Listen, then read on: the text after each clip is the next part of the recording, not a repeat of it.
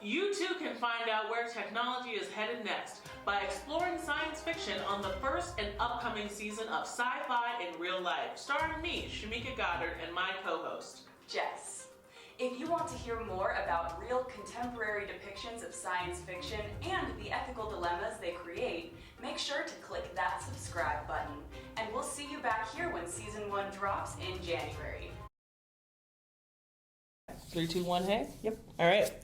3, 2, 1. Hey! Hey! Hey! Hey! Hey! Hey! Welcome, sentient beings. I'm Shamika. And I'm Jess. And we are Sci-Fi in Real Life. And we are Sci-Fi in Real Life. And we are Sci-Fi in Real Life. And we are Sci-Fi in Real Life.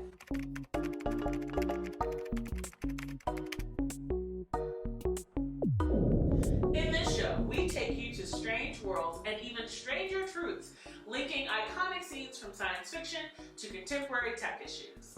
In our first season, you can expect to see episodes about sci-fi movies, books, and TV shows, and ethical dilemmas that span the internet, our smartphones, and our daily lives.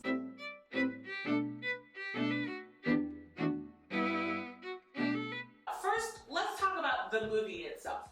So, we're referring to Black Mirror Season 4, Episode 6, which premiered on Friday, December 29th, in 2017. The movie Her.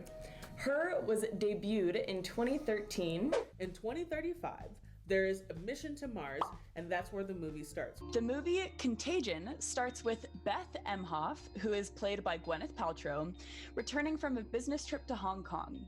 She doesn't feel well and assumes it's just jet lag. We soon find out that it is indeed not just jet lag, but is actually a deadly virus. This story takes place in a dystopia in 1984, and it follows Winston Smith. And for our second sci-fi story today, we will be analyzing the film Terminator: Dark Fate.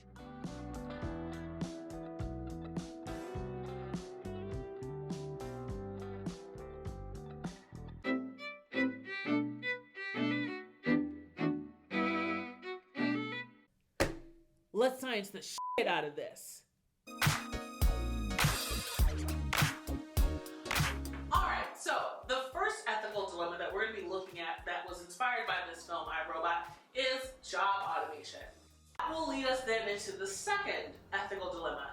There is another segment of jobs that was being taken over by robots. And you can probably guess what it is. Go ahead and guess. No, that's not it. But it actually is self-driving cars. That brings us to our third ethical dilemma from this movie. This ethical dilemma is about robot autonomy and free will. What does it mean to be human? What does it mean to be conscious? And what does it mean for a robot to be either of those things? Rather, we should fear robots for doing exactly what we ask them to do. Oh. And this is kind of a partial quote from one of my favorite TED Talks. We will put the link in the description below.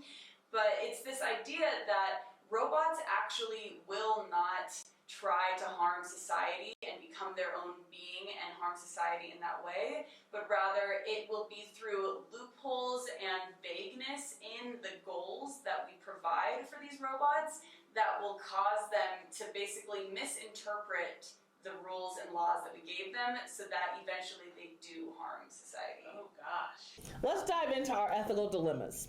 The first one I've already alluded to, Black people and the medical experimentation within the medical community.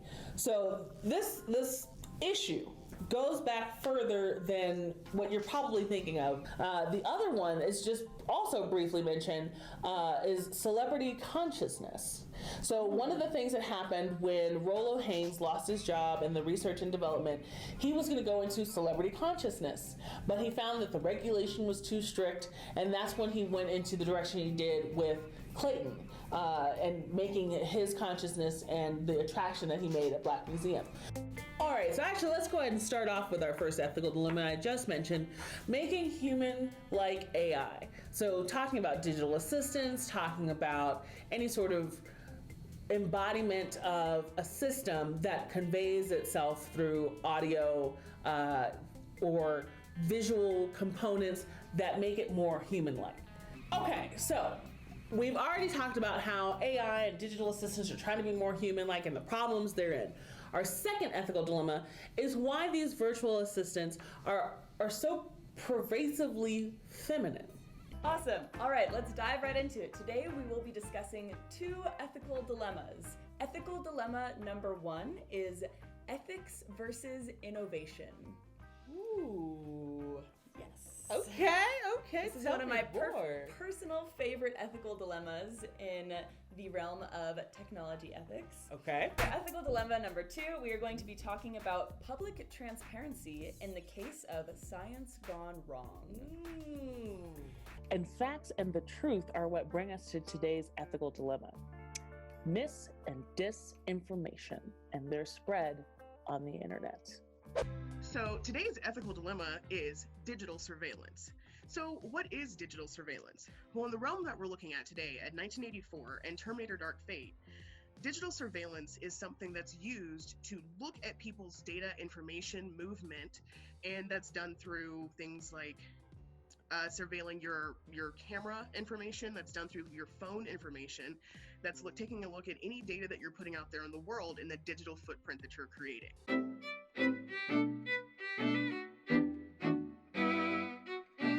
And he is played by Alan Tudyk, who is in the movie and TV show Firefly. Have you seen Firefly, by the way? I have not. Oh, you are in for such a treat. Put that on your to-do list and you will not be sorry. It's on. Oh yeah, so good. Probably one of the most famous quotes from the movie. Right. My logic is undeniable.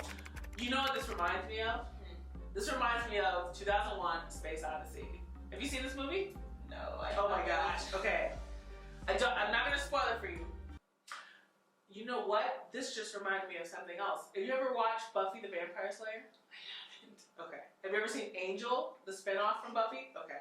That's okay. Got a long to-do list. I just add them to the to-do list and you will thank me later.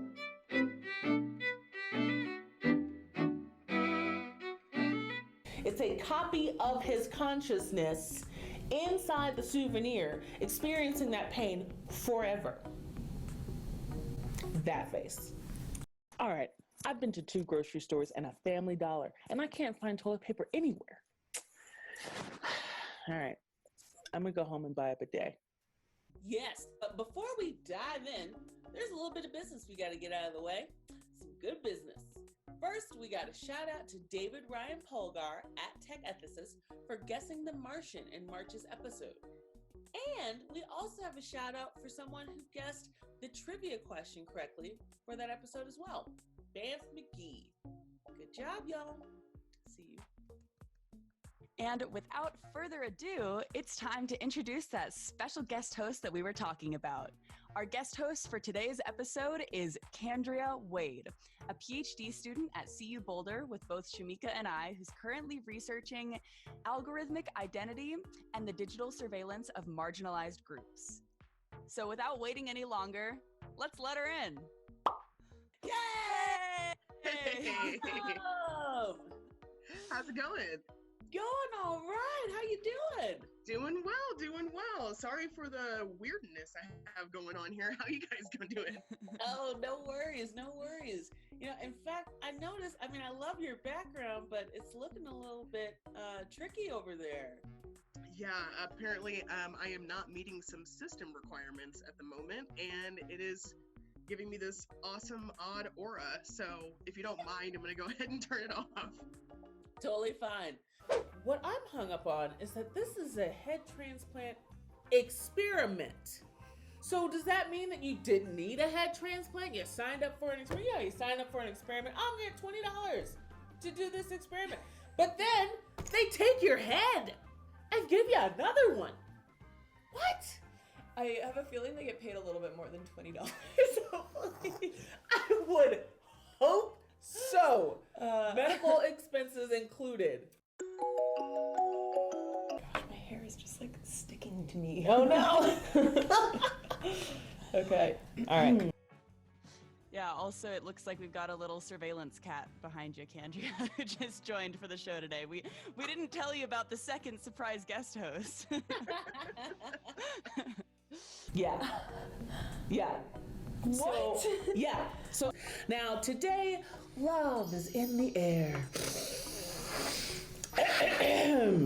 So good. We're going to contract the truth about COVID-19 in a little game called Viral Information for Your Everyday Life, the infodemic version.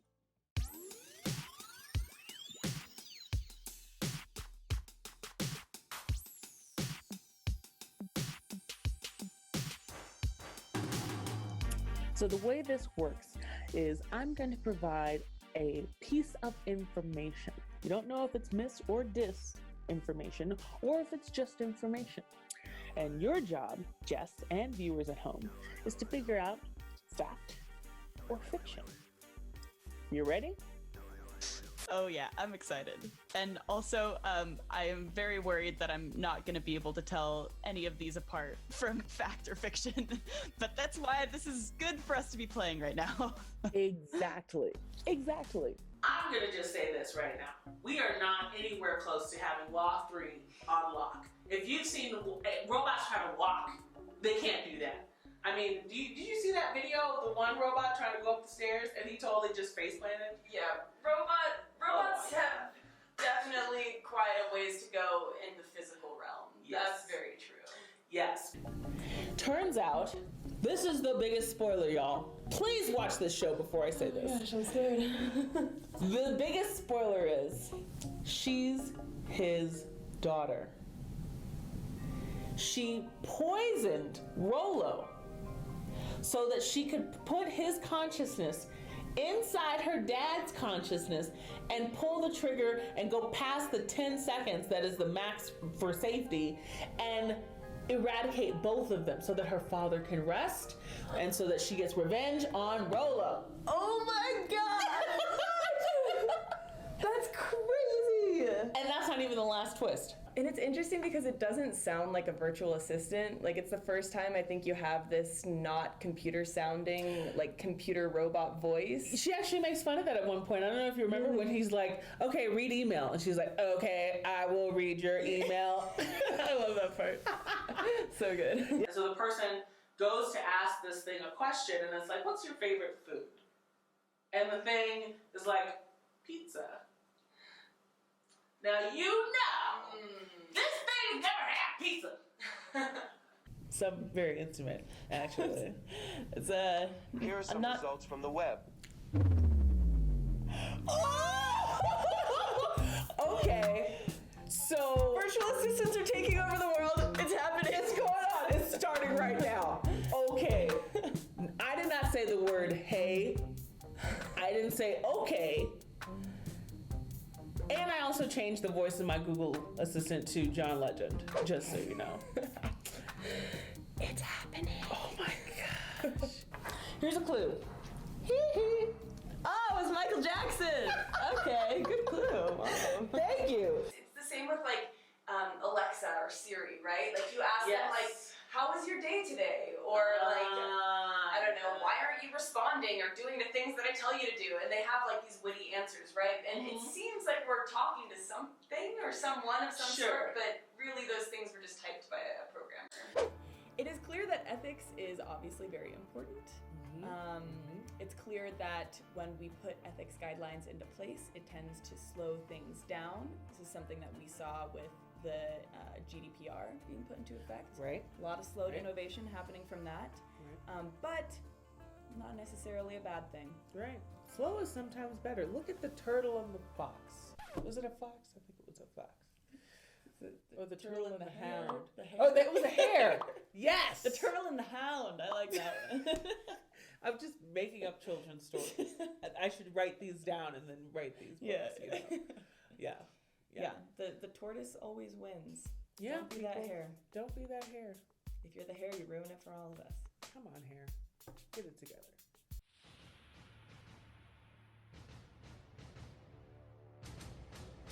Is someone watching me? Okay. So she leaves with the monkey because she takes the monkey with her. And she gets into her car, which is all charged up, and she's like, and so her mom had apparently went to go visit him in this museum, and she sees what he had done to her husband, and she couldn't take it. She goes home and swallows a bunch of pills and alcohol and kills herself. And her daughter finds her. And so at the end, when Nish gets into her car, she's like, how did I do, Mom? And her mom's sitting in her head on a chair. Oh my gosh, she did it! Whoa! Okay, that was a trip and a half. Awesome. Now I need to go watch this episode. You really do. You really do.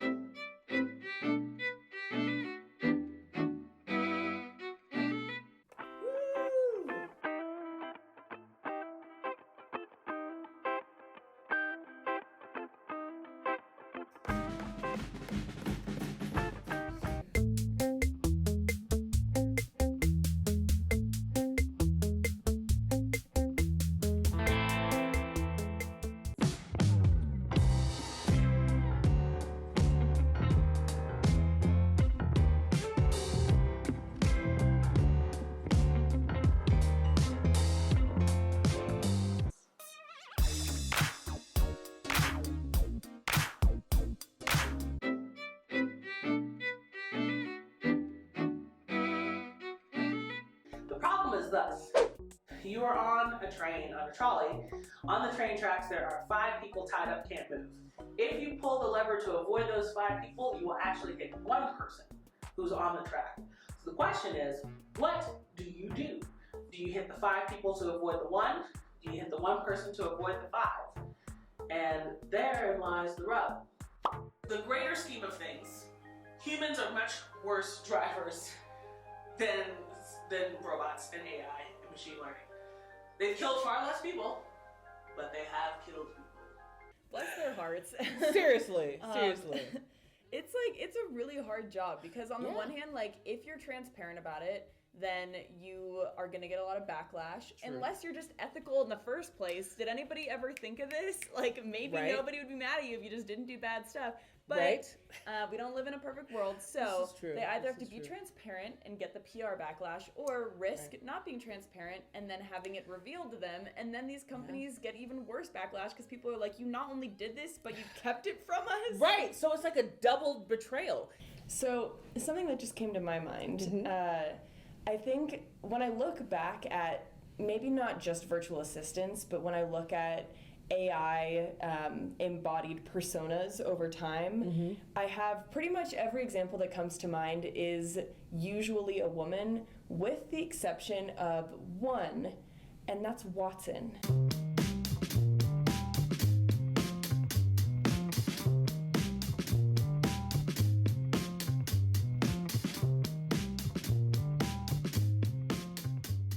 Yes.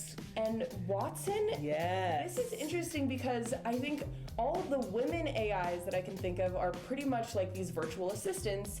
And then Watson is like powerhouse, super genius powerhouse AI that everybody's like, wow, this is why AI is gonna take over the world because he's so freaking smart. He knows everything. And Watson is being used to create some of these digital assistants. What? Yes! Companies are employing Watson in order to create digital assistants like Alexa. And we haven't even listed all the digital. There's so many. There's Bixby, there's Amazon's Alexa, there's Google Assistant. Google chose not to give it a name. They chose not to be human-like on there. And so there's that going for them. There's Amy Ingram and Alexander Ingram, which I already mentioned. There's Cortana, Microsoft's Cortana, that no one uses. Sorry, Microsoft. Sorry, Microsoft. No one likes you. I'm using a PC right now because my Mac is broke. So I have some sympathy for the PC users. But yeah, there's tons of assistants out there. She can express herself either as mommy loves you or mommy needs a hug. Is this like a doll by any chance? It's not a doll, it's a monkey. Oh, thank God. Okay, I was gonna be Dolls real are creeped creepy. out. I hate that. I hate Yeah, dolls are very creepy. I had stuffed animals as a kid because of that. After that Cabbage Patch doll that I had when I was 2, couldn't take it.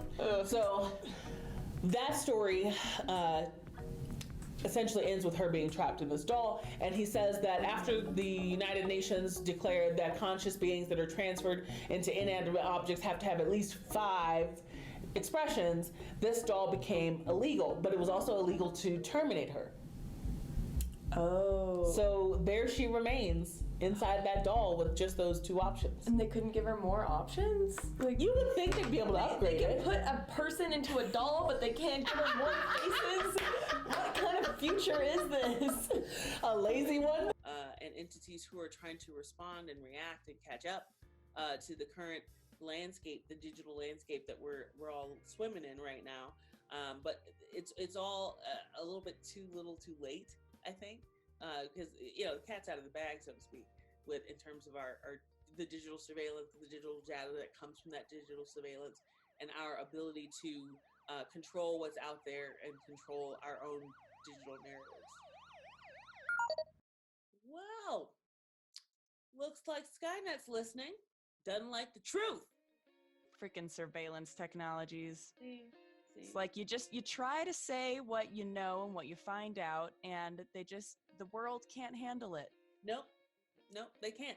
This is a concept that runs through fantasy and sci-fi, this notion that in order to save humanity, some people can be sacrificed, and it's worth it.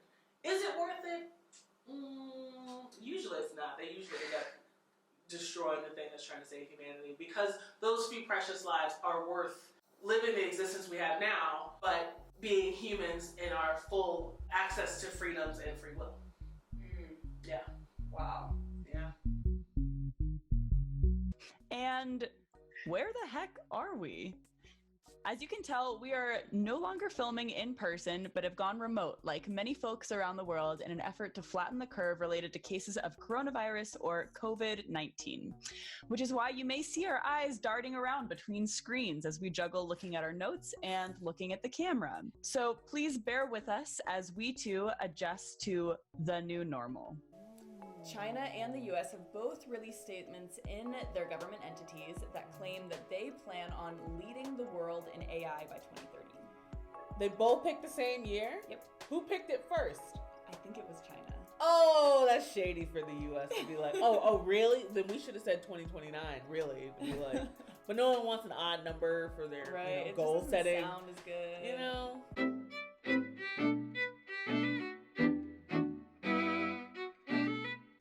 It's awesome. It makes me happy that Mark just didn't care at all about PR. Oh, no. And was just like, No. I'm on a public global TV right now. Let me give you guys something to read. Yeah. Or they're like, can you send us a picture? And he's like, hey, he's the Fonz. He had no F's to give. None. No. It was great. And it looks like that wraps up this month's episode. We hope this gives you something to think about. And now that we have successfully planted many existential crises and things to think about in terms of robots taking over the world, coming up with their own free will and consciousness, and all of the jobs being taken over by society that is being driven to the ground by self-driving cars. Yep. So hopefully this gives you all something to think about. Absolutely. So there's a lot to think about from this really very interesting episode. But that sums up our History Month special. We hope this gives you all something to think about. Well, that sums up today's episode. We hope this gives you all something to think about. Thank you again, all of you, for bearing with us through these growing pains as we figure out how to live digitally along with all of you. Click that like button, hit that subscribe button, hit that bell button, hit all the buttons. All the buttons. All the buttons. all of them Except everywhere. for the dislike one. Unless you're, again, hate watching. And Then, you keep coming back, so we're glad we to love have you. Nothing but love on this side. So we'll see you next time for Sci-fi In Real Life. Good night. Good night. Good night. Good night and good luck, humanity.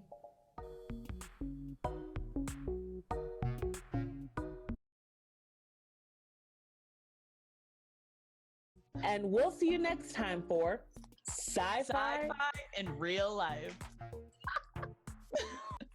Complete delay. Because on my end, it sounded like we were saying it at the same time. Oh no. Okay, let's try that one again. Sci-fi in real life. Good night and good luck, humanity.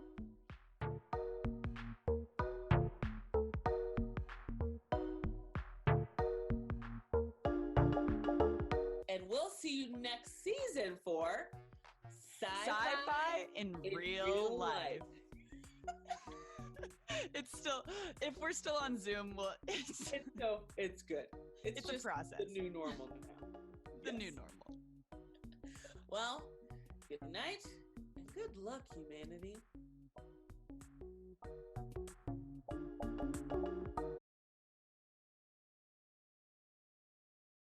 Until then, follow us on Twitter. Good night and good luck, humanity.